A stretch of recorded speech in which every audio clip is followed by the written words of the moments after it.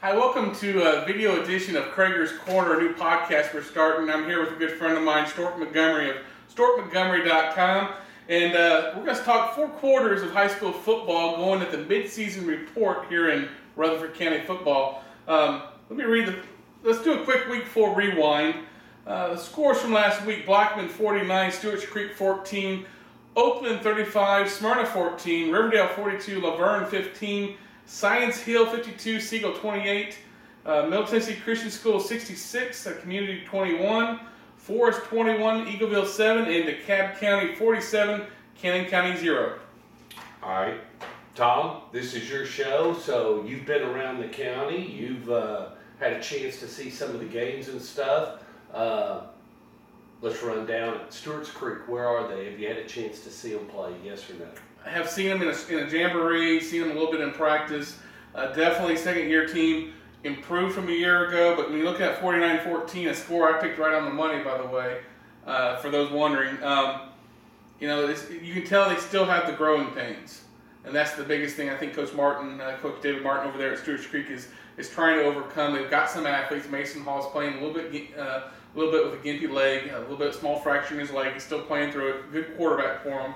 And Centurious Lions, he's had a couple big kick returns for touchdowns. But right now they're trying to build everything around it. And I think that's the thing I think you see. It's hard in 6A and really hard in 7 AAA to build a team from the ground up and be successful right away in year 1 or even year 2 now. What's their goal? I mean, what can they do right now? I mean, between now and that. I think, right now they go into mid-season 1-4. I think they kind of let one slip away a couple weeks ago at Gallatin. Again, they could have won. Again, they were in position to win. They play Summit this week, a team they beat last year for their first ever win. I think that's a game they need to win that game. That doubles their win total from a year ago, and it may be the last big win they have. They may be able to sneak one more, but I think 2 wins. I think they let 1 win kind of slip away. If they could somehow get to 3 wins, I think that'd be a very successful season for this team. Moving on, let's talk Laverne. What's their goal? Where are they? They are 2-3 at the midway break. They are a team that I think a couple weeks ago really looked at. I think Stan Stevens would tell you there's 2 big games for them so far that they've kind of let slip through. Smyrna that beat them pretty handily. I think that was the game going in. I think he thought they had a really good chance of winning that game. And if they could have won that game, beating your big rival, a team they've only beat 1 time in school history, if they could have win that game, that really would have kind of built up a lot of momentum going into the rest of the season. They lost that game, but they win the next 2. Then they go, they're looking at Ravenwood at 2-1. That was another one. If they could get that win, it's a game they didn't have a year ago, then you're looking at 3 wins there already. They get beat there pretty bad. Now they're 2-3 at the midway mark. They get White's Creek this week. They'll beat them because White's Creek not very good. They're 0-5 and haven't won since I don't know when. I think there's been a new president since then. But they'll get to 3 wins this week, and from there, you got to look. Can they get to 5? If they get to 5, you get a shot. They get a good Cookeville team, a team they beat at Cookeville last year. Maybe you get that win at 4, and then I think they wrap up the season at Siegel. Siegel, of course, has been slumping. If they somehow get that win, then they got 5-5. I think they got to live out hope of, hey, we got a shot at 5-5. If they get 5-5, then you got that chance that Friday night after week 10 when everyone's crunching the numbers, they got a shot at 5-5. You saw the Bulldogs Friday night, so expand on them. Smyrna, I really was impressed with what Smyrna did, especially the first half. I thought Matt Williams did a really good job. I thought Steve Williams, their offensive coordinator, really called a great first half. I think they played very loose, played some trick plays, they played a hook and ladder, I think you saw. I thought they really looked good in the first half, and I don't know, second half, if, I'm not going to say they ran out of plays, but I thought they kind of looked like they started to wear down a little bit, and they just quit making the big plays they needed to do. I thought for a half and maybe even about 2.5 quarters, they looked really good, and a team that I think definitely can be 7-3 this year. I think, of course, I think it's a given they'll at least be 6-4 with what they have left. But I think there's a chance they could be 7-3, outside shot at 8-2. Coming up broad, let's move over to the left. How about Siegel? 0-5 Siegel, and I probably, if you look back, most people over there would say probably the Ottawa loss is the one that really slipped away because again they are in contention. If you go in right now 1-4, you got to think, hey, we got 5 games left. You throw out the Blackman game, there's a good shot at going 5-5. If Siegel somehow goes 5-5, they're most likely in the playoffs when you look at the strength of schedule they have. It would be a very tough road to hoe for them to get to 5-5. They get Beach this week at Beach. I think there's a good chance they get win number 1 this year in Hendersonville. I think Beach is probably a little bit down from where they've been. Of course, Jalen Hurd's now at Tennessee, and I think this is a team that really needs a win. I think it's a very winnable game for Siegel this week. Get that win. I think you're probably looking at 4 wins maybe. I mean, 4 wins would be a really good season right now at this point, being 0-5 at this point. Okay, so now we move on to Riverdale. Riverdale, 4-1. Really good test this week with Hendersonville at Tomahawk Stadium. I couldn't agree more. That's the game I'll be at. Hendersonville's ranked in the top 5 or 6. Really good team, averaging over 50 points a game. They've only thrown it like 40, 45 times. Their lowest score is 45 points. What was that? Their lowest score is 45 points. Yeah, and they've scored. They've ran the ball a lot. They ran for over 1,700 yards already through 5 games.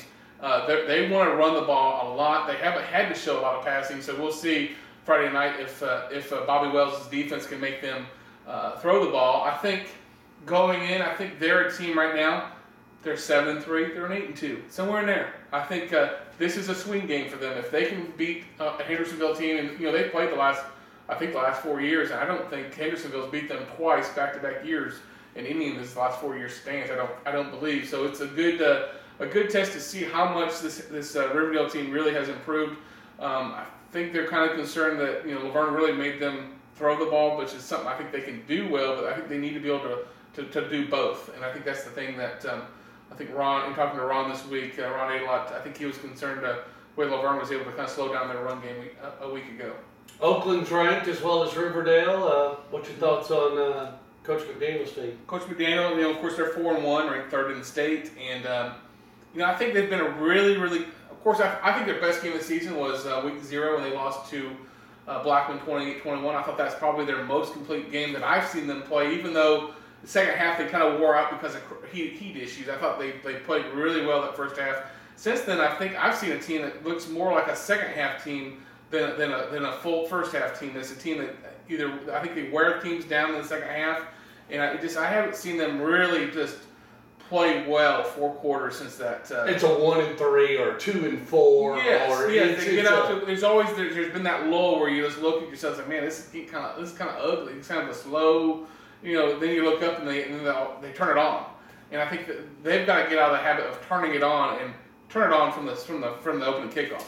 I'm looking to see another complete game from Oakland, and I'll probably see them in a couple of weeks when they play Baylor during fall break week. That'll be their next really big test.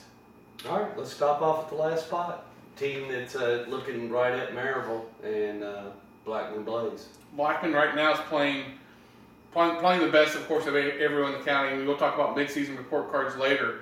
And, you got to give them a lot of A's. I think they're doing a lot of things. You got a running back in Charlie Davidson's best running back in the county right now. Is averaging 10.2 yards a carry.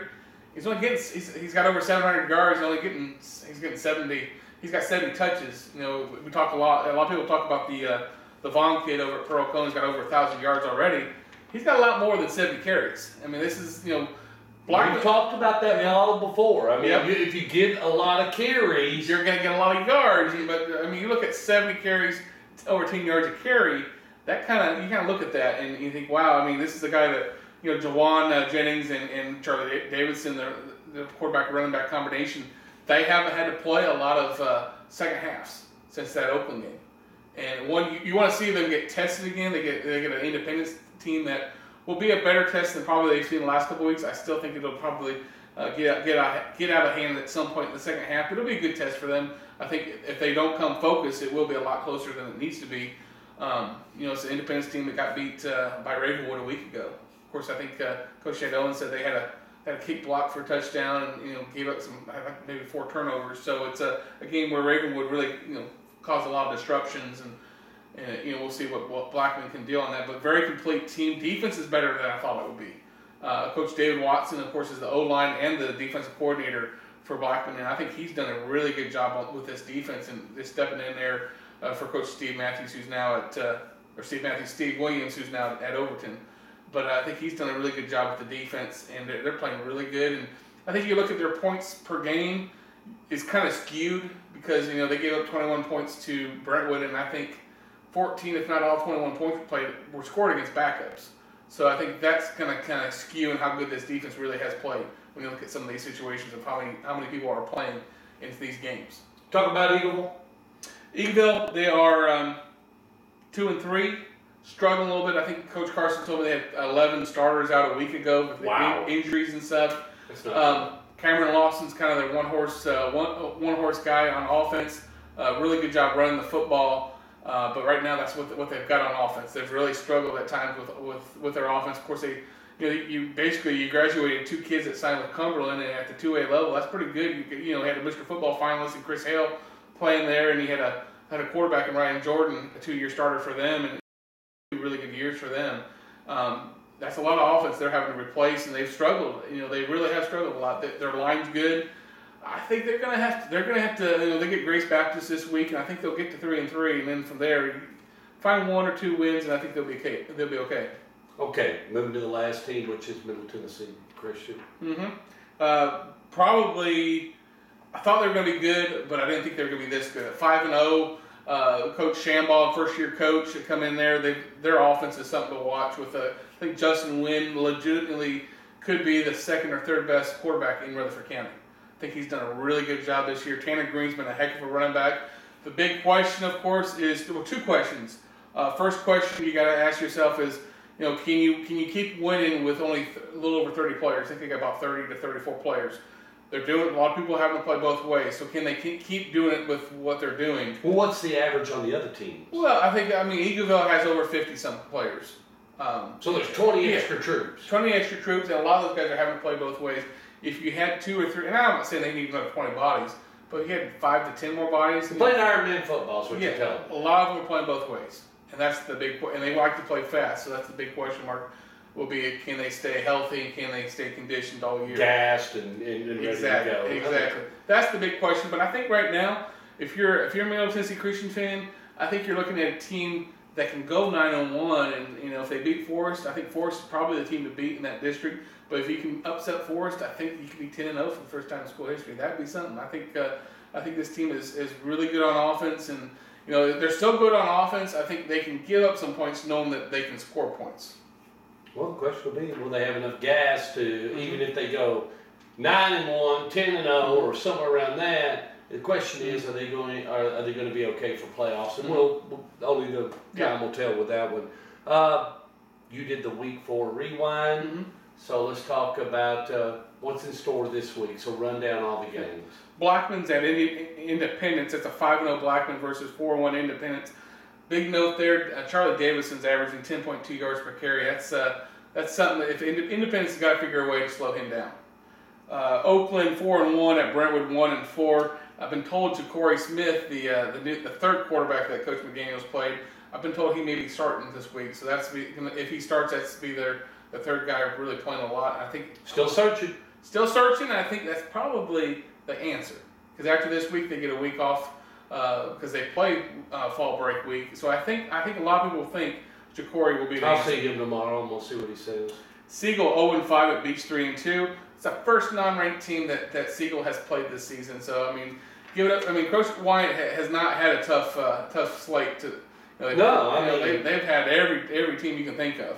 Already, and of course you get Blackman later on. So that's a 6. And you got to be busted up at this point. You got to be taking on some bruises. And maybe some ego bruises because 0-5. This team hasn't been 0-5 for a while. So if your team, they got to say, guys, we got to regroup and reassess some things and start. Hey, we got to keep playing for the family and keep playing for everyone. I think this is. And Coach Wyatt's probably and the coaching staff, to my opinion, and I'm not being mean or cruel, but they've probably taken that ship as far. It's time for the players. They've got to hold themselves accountable. Yeah. Come on. Yeah. It's I mean, Coach A-Lot always says it's their season, it's their game. I'm not playing, you know. Yep. So. It's time for someone to say, guys, we're not going to win this. We're not going to lose this week because I'm not going to let us lose. And then it's you become a spoiler. Even if you get on that backside, now all you're doing, I'm playing. All I want to do is spoil everybody's soup and have fun. Exactly. Hendersonville 5-0, Riverdale 4-1. That game's at Tomahawk Stadium. Riverdale's giving up 19 points a game. Hendersonville's scoring 50.8 points a game. That's the game. This might be the best game in Middle Tennessee, I would say. Sycamore 1-3 at Smyrna 4-1. It's a 4A foe going into the dog pound. It's probably going to be should be a quick game. I mean, that should be a running clock in the second half at least. With Smyrna rolling to there because Sycamore's really down this year. Whites Creek 0-5 at Laverne 2-3. Probably just what I said. It should be another running clock in the second half. I mean, I can't remember. Whites Creek's lost 2 or 3 or 4 seasons in a row. I mean, they haven't won a game forever. So I think this is a big time for Laverne to get a little confidence going in the last 4 games. Eagleville at Grace Baptist, as we said before, 11 starters out last week for Eagleville, I believe. And I think he'll get 2 or 3 of those back this next week. I mean, call him tomorrow, get some lowdown. I think they win that. Grace Baptist is 0-4, not very good. If they can survive the road trip, I think they'll win. Christian School 5-0 at Whitwell, 2-3. Where the heck's Whitwell? You know? I'm not for sure. Somewhere in East Tennessee. Somewhere in East Tennessee. If I don't know where it is, I'm picking the Christian School. Okay. Stewart's Creek at Summit, 1-4, 0-5. 2 teams that have not really good records. I still think Creek should be 2-3. I think they let one go. I think they win that. Of course, that's where they won the last game. I think they win this week, and I think they, the question is, can they get that third win somewhere? And I don't know who it is. I mean, looking at their schedule, but that's got to be their goal. All right, let's get 2 wins and let's try to get a third win. And that's what we got for the schedule. All right, now we're at that point. You've seen 5 games. Mm-hmm. Mid-season grade cards, just run through it. I mean, okay. Well, we're not going to give everything. Of course, all this will be in the Daily News Journal on Friday's edition. I'll tell you one thing. If I'm Blackman, Oakland, Riverdale, Christian School, Middle Tennessee Christian, and even Smyrna, I like my progress report. I like my grades. If I'm Blackman, I'm probably looking at a lot of A's. If I'm Oakland, I'm looking at some A's. Maybe a B+ in offense. I mean, there's a question mark. We play 3 quarterbacks. There's some uncertainty there. Riverdale, I think I like their offense. I think their offense is probably a B+A. Defense needs to pick up a little bit. Gave up quite a bit of yards to Blackman, which isn't a shame because Blackman's really talented. Christian School, offense is really good. Defense has been okay. Special teams has been a big question mark for Coach Shambaugh. They don't have anyone that really kick the ball. They pretty much go for 2 every time. That's been a big question mark, and you wonder if you get in that tight game, what are you going to do to get that extra point? Tom, every point matters. 3 stages of the game. Tom, there's a lot of teams though that have gone on this big deal of onside kick every time. We saw that last week. Or that they would do an onside kick every single time. Or they would put themselves that they would use all 4 downs. They would go for 2 every time. Whatever that chemistry is, it's still, if you do get on a river run and you become successful at it, you're going to anchor to one of those things. Yeah, but right now they need to figure out a way to either are they complete 2-point conversions? Maybe 50-50. They got to do it more. Let's say it that way. Smyrna, I think Smyrna's got a good grade report. I think offense could be a little bit better. Defensively, I mean, they've caused a lot of turnovers. I mean, DJ Williams, he's got 5 picks already. Of course, 3 of those came against Laverne and Drew Howard's first game, which wasn't a good game for him. I think I think you're looking at some A's and B's there. Maybe I think special teams. Maybe I think they've got a decent kicker. I think the Baez, a kid, has got a good leg. He's done a good job of course, with PATs, and he kicked some field goals. They try a lot of stuff on special teams, which is interesting with the short stuff, which is really interesting to watch there. So I think they've got a good report card. And then you got the rest. I think Laverne, I mean, defense has been a question mark. Offense has been a question mark at times. I mean, but they're 2-3. Eagleville's been a big question mark. I think their defense has been really solid. Their offense has been a big question mark because they've scored maybe 5, 6, 7 times all year. I mean, they have not scored a lot of points, so that's a big question mark there. They won a 7-0 game earlier this season, so that tells you, that they're winning with defense. Stewart's Creek, probably about an average C, maybe a little lower. Now they've struggled at times, but again, it's year 2. And then I think Seagull's given up a lot of points. Of course, in a way, you got to look at a little bit at a curve because of who they played. I mean, no one else has played 5 ranked opponents. I think the one good thing that they've got going for them, I think special teams wise, they may be the best special teams in the county. Oh, they got a kicker. I mean, kicker Jacob Smith is a sophomore, averaging. I was just looking it up before I came out here, over 42 yards a punt, and really good on kickoffs. And they're not too bad at the younger stages. They got some kids coming up. So I mean, they're good. Well, let's be honest. You've got a quarterback that's starting for his first time. You've now inserted Greedy House to become their running back, and this is really his first year being the featured back at the varsity level. Your receivers really are all new. They've been gutted. Yeah, I mean, you let go. That's what I'm saying. When you let go that many kids. I mean, you look 3 years ago, you had Trayton Harris and Brent Stockstill sharing snaps. Had a lot of good players on that team. The next year, really, they took a big gutting during Brent's senior year. You lose Brent, you lose Tay Martin, you lose some really good linebackers and some linemen. Then last year, you lose Dakota Crane and Denzel Harding. Denzel Harding is such a big piece for that team.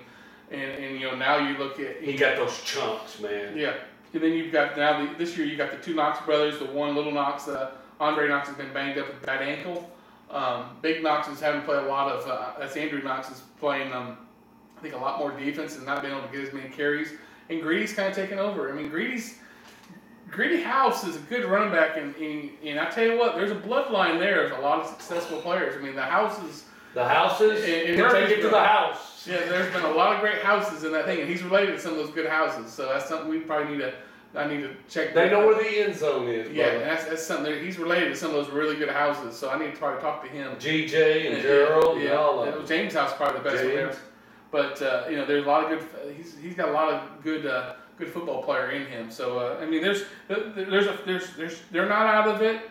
I think they're out of it for this year, but I think there's something to build on it. And like I said, they're taking 4-6 right now.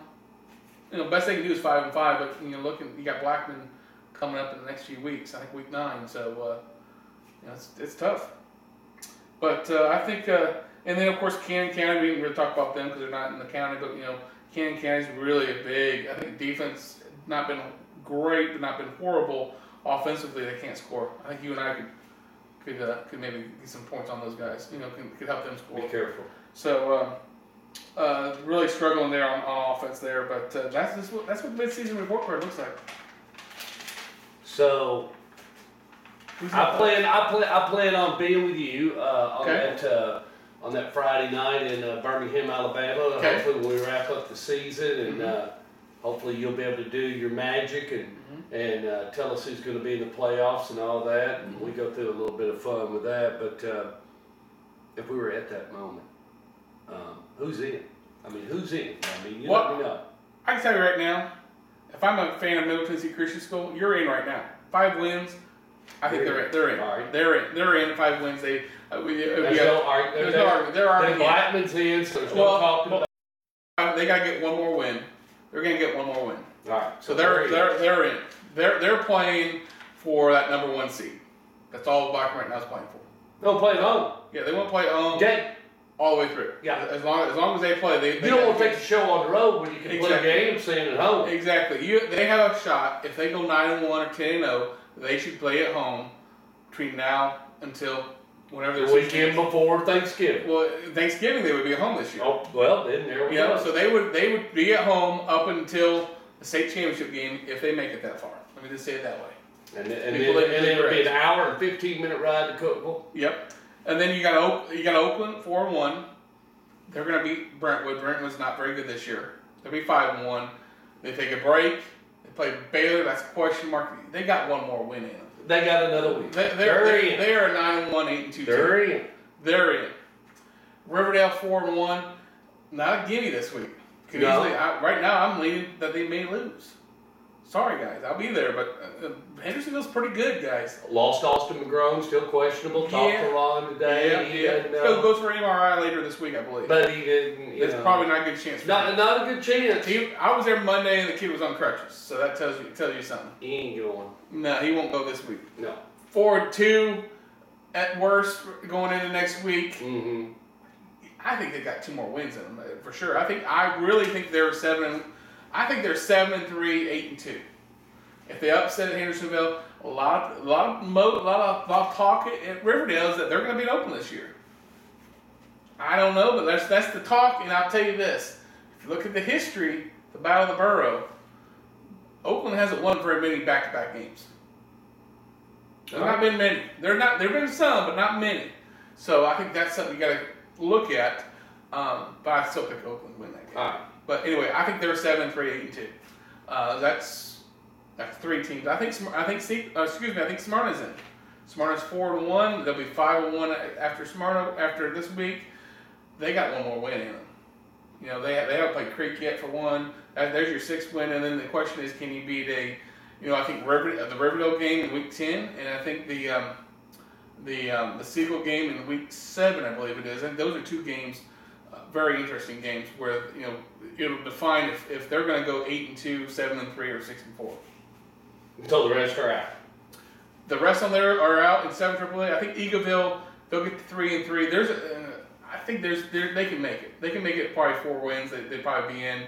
I think they definitely have a 4th win, maybe a 5th win. I think Eagleville is on the bubble.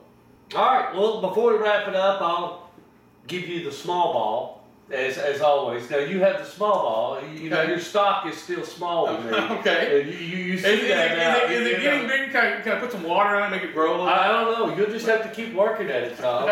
I've enjoyed it. I appreciate you and everything. Wrap it up and tell the folks when we'll be getting together soon, I guess. Yeah, we're going to try to do this every week. Follow him at Stork Montgomery on Twitter. Also go to storkmontgomery.com for his stuff. Got a lot of great videos and stuff like there. Friday mornings does a great behind the lens.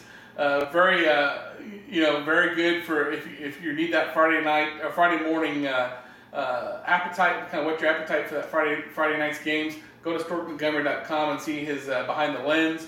Obviously, you can follow me on Twitter at Kreager, and read us online on dnj.com. Pick up the print edition as well. And again, Friday we will have the mid-season report card.